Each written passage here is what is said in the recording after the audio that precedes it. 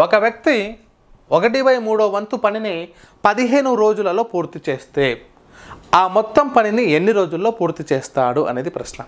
చూడండి, సో ఒక వ్యక్తి 1/3 వంతు పనిని 1/3 వంతు పనిని ఎన్ని రోజుల్లో చేస్తాడు సార్? 15 డేస్లో చేస్తాడంట. మరి 15 డేస్లో చేస్తే టోటల్ వర్క్ ఎన్ని డేస్లో చేస్తాడు? ఇక్కడ బాగా గమనించాలి సార్.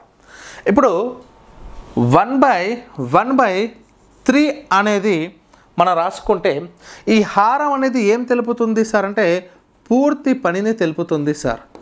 పూర్తి పనిని తెలుపుతుంది లేదా మొత్తం భాగాలను తెలుపుతుంది లేదా 100% వర్క్ని తెలుపుతుంది.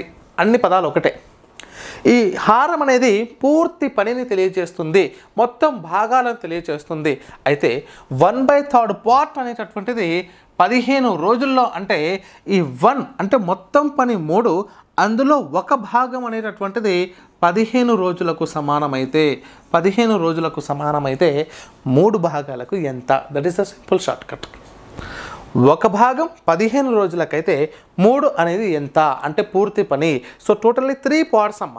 3 పార్ట్స్గా డివైడ్ చేస్తే మనకు ఫ్రాక్షన్స్ తెలుసు కదా.